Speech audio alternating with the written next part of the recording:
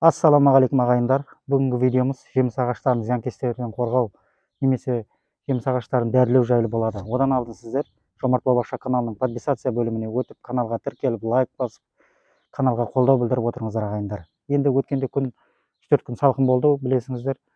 Күн салқын болғаннан кейін енді жеміс ағаштарының жапырақтарына міндетті түрде зиянкестер түседі. Енді былай сыртынан бір қарап өткенде білінбеуі мүмкін, жақындап былай қарасаңыз жапырақтары бүрлеп жатыр. Уже күн салқын болды ма, уже оның артынан міндетті түрде зиянкестер түседі. Ол анық зат достар. Енді бұны шұғыл түрде дәрілеуіміз керек. Енді бұны дәрілегенде достар 1-2-3 дәрілегенге кете қоймайды бұл. Бұны 5-6 рет қайта дәрілеп, ізінен қалмай, мына күн әбден ысып кеткенше бұны дәрілеп, мына зиянкестерді жоқ қылып болуымыз керек. Әйтпесе мына жемістері сапасыз болып түсіп қалып, сондай жаман жағдайлар болуы мүмкін достар. Бұны енді қалайда зиянкестерден құтқаруымыз керек, қайта дәрілеп. Енді дәріні қалай жасауды көрсетемін достар. Енді мен мына жылда өзімнің қолданып жүргенім мынандай дәрі карате деген, осыны қолданып жүрмін. Бұл енді иісі де жаман шығады. Сол мына енді жаңағы жапырақтарындағы нелеріндегі зиянкестерді енді қууға маған енді осының көмегі жақсы тиіп тұр. Енді мен де осыдан сіздерге жасап көрсетемін. Егер бұны таба алмасаңыз, енді жаңағы сатушыдан сұрап басқа түрлерін алсаңыз да болады. Егер бар болса, осыны алғаныңыз, осының нәтижесі көбірек болып тұр. Қақпағын ашамыз достар. Енді мына 5 граммдық сприз. Енді бізге мына 5 литрлікке дайындаймыз. Бізге бір 2 граммы болса 5 литрге болады. Екей достар, спризбен 2 грамм тартып алдық. Базардан алғанда енді жеміс ағаштарыңыз көп болса, енді осындай үлкендеу, мынадан да үлкендеуін алғаныңыз жақсы бола береді. Кішкентай пенсилин шөлмекте тұрады ғой, ол енді тез бітіп қалады. Мынандай үлкендеуін алсаңыз, енді сіздерге 1 сезонға арқайын жетеді. Достар, 2 грамм тартып алдық. 5 литрліктің ішіне құямыз мінекей достар. Енді бұны жақсылап араластырамыз. Өзі әбден аппақ сүттей болып шығады. Сол кезде бұны құйып бастаймыз достар. 15-20, 30-40 минуттай тұрса, содан кейін пайдалануға болады. Достар, енді жаңағы жасаған дәріміз дайын болды. Енді оны мына жеміс ағашқа себуді сіздерге көрсетемін достар. Мына алдыңғы видеомда айтқан опискребателім садовый, оның енді қалай жақсы қызмет көрсететінін алдыңғы видеомда көрсетіп өттім достар. Каналға тіркеліп видеоларды қарасаңыздар болады. Қалай істеу керек, қайдан алу керек, сол жерде айтқанмын достар. Егер қызығып мынаны интернет магазиндерден таба алмай жатырсаңыздар, онда комментарияға жаза кетіңіздер, қайдан алуға болатынын. Сол жерге сұрасаңыз, сол жерге жазатын боламын достар. Оны мына ішіне салдық. Тағы бір көрсетіп өтейін достар, мінекей. Түбіне жететіндей қылып созып ішіне салдым.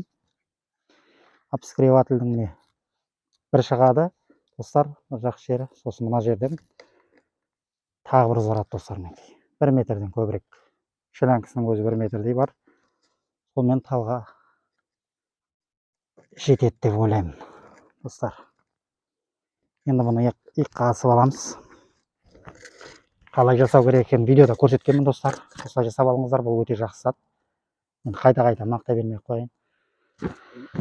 Достар, енді мынау жеміс ағаш, шабдалы. Енді былай сыртынан бір қарағанда ештеңе жоқ сияқты болып көрінеді, бірақ енді мынандай қылып жақсылап жақыннан келіп байқап қарасаңыз, уже міне жапырақтары бүрлеп жатыр достар. Қараңыздар жеміс ағаштарыңызды. Шұғыл түрде бұларды дәрілеу керек. Бұл енді дәрілемей жүре берсеңіз, бұл күш бермей кетуі мүмкін. Жапырақтар бүрліп қалады.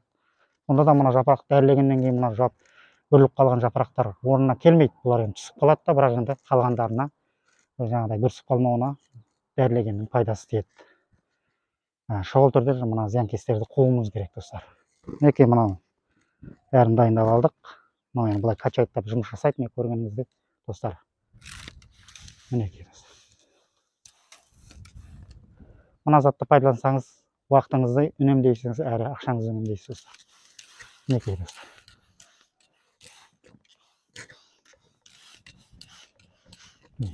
Осылай дәрілей бересіңіздер.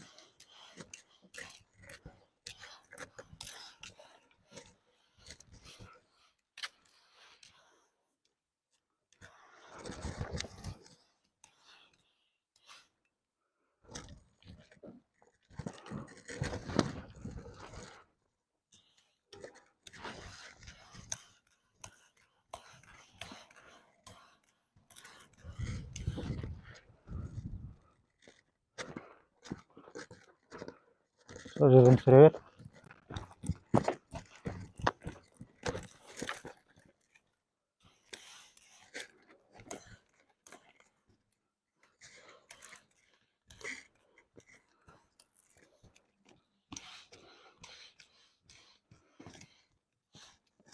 Осылай дәрілей бересіңіздер достар.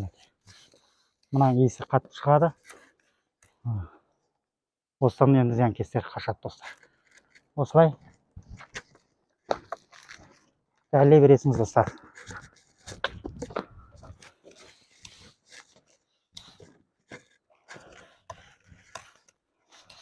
Оны дәрілегенде енді кешкі салқынмен дәрілеген дұрыс болады достар.